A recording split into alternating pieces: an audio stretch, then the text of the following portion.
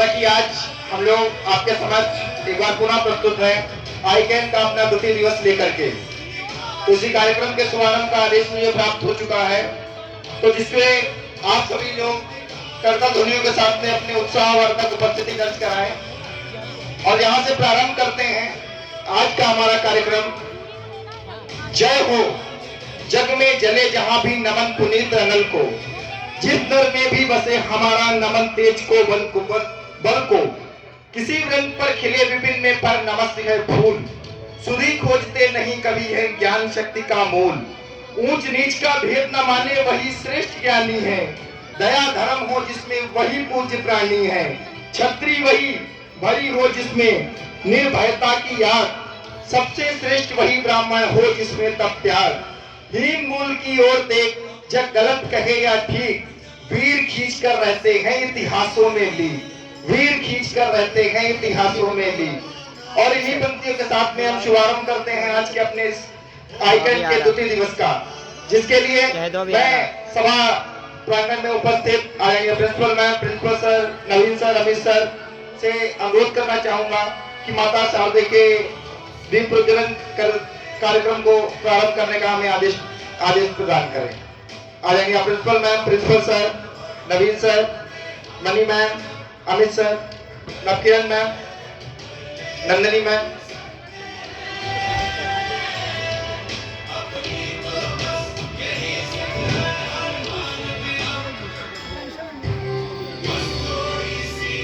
कहते हैं कि कौन सी बात कहां कही जाती है, ये सलीका हो तो हर बात सुनी जाती है, जैसा तुझे चाहा वैसा देख ना पाए दुनिया, दिल में बस ये हसरत रही जाती है, एक बिगड़ी हुई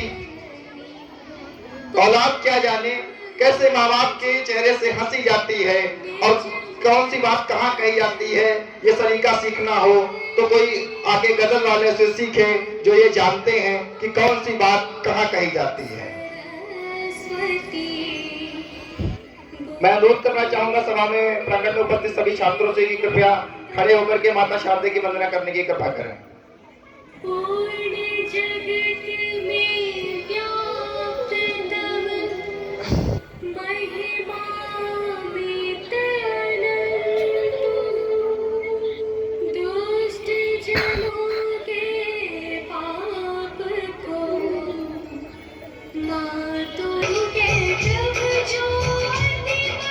पर्वत से पिघलनी चाहिए, इस हिमालय से कोई गंगा निकलनी चाहिए, आज ये दीवार पर्दों की तरह हिलने लगी, शर्त ये थी कि ये बुनियाद हिलनी चाहिए, सिर्फ हंगामा खड़ा करना मेरा मकसद नहीं, मेरी कोशिश है। ये मैं अपनी प्रिंसिपल मैम की ओर से पढ़ना चाहूंगा पंक्तियां कि सिर्फ हंगामा खड़ा करना मेरा मकसद नहीं, मेरी कोशिश है कि ये सूरत बदलनी चाहिए, मेरे सीने में नहीं सही तेरे सीने में सही, हो कहीं भी आग लेकिन आग जलनी चाहिए, हो कहीं भी आग लेकिन आग जलनी चाहिए। जैसा कि हमारे किसी भी कार्यक्रम को प्रारंभ करने से पहले माँ की वंदना करने की और दीप प्रज्वलन करने की प्रथा है, तो एक बार बच्चे ने कक्षा में प्रश्न पूछा कि सर हम लोग दीप क्यों जलाते हैं? आज तो हमने बहुत से रेडी बल्ब बना लिए, बहुत से महंगे चीजों का आविष्कार कर लिया, लेकिन फिर भी दीप क्यों जलाया जाता है? तो शिक्षक के चेहरे पर जरा देर की चिंता की रेखा आई, लेकिन चूंकि बालक की जिज्ञासा को शांत करना ही शिक्षक का कार्य है, शिक्षक ने एक मिनट रुक करके कहा कि बेटा ये संभव है कि आज हमने बड़े महंगे बल्ब का आविष्कार कर लिया, लेकिन फिर भी आज हम लोग दीप प्रज्वलन इसलिए करते हैं कि सिर्फ केवल दीपक में ही कोई भी बल्ब ऐसा नहीं बना है कि जो एक बल्ब से स्पर्श करा के दूसरा बल्ब जलाया जा सके। ये सिर्फ एक दीपक में होता है कि एक दीपक से स्पर्श करके हजारों लाखों दीप जलाए जा सकते हैं, और वही दीपकों को देखने के लिए हम सब आज यहाँ पे एकत्रित हुए हैं। एक बार एक बच्चे ने एक प्रश्न किया कि हम लोग बच्चों को सिखाते हैं सर, ये यहाँ उपस्थित हमारे सभी इंचार्जेस की ओर से और हमारे शिक्षकों के लिए, कि बच्चे को सिखा रहे थे गुरुजी कि बेटा अपना जब तक लक्ष्य की प्राप्ति ना हो जाए तब तक रुकना नहीं चाहिए, और वो शिक्षक कोई और नहीं था, मैं ही था। तो बच्चे ने पूछा सर आपका लक्ष्य क्या था? तो मैंने कहा कि बेटा मेरा लक्ष्य सेना में जाने का था, लेकिन फिर बोला कि सर आप तो हमसे कह रहे हैं कि जब तक आपके लक्ष्य की पूर्ति ना हो तब तक रुकना नहीं चाहिए, और आप तो कह रहे हैं कि आपको सेना में जाना था और आप शिक्षक बन गए। तो मैंने कहा हाँ बेटा, मेरा लक्ष्य सेना में जाने का था और मैं शिक्षक बना हूं। सभी प्रांगण में शिक्षक उपस्थित हैं। तो मैंने कहा बेटा जरूर मेरा सेना में जाने का मन था, तो मैं अगर सेना में जाता तो मैं सेना में जाकर के देश का आज बचा रहा होता। और चूंकि मैं शिक्षक बना और हम सब शिक्षक हैं तो हम सब देश का कल बचा रहे हैं। यानी कि मैं तब भी वतन के काम पर होता और अब भी वतन के काम पर होता हूँ। कि आज पूरा वतन पूरे नाम पर है,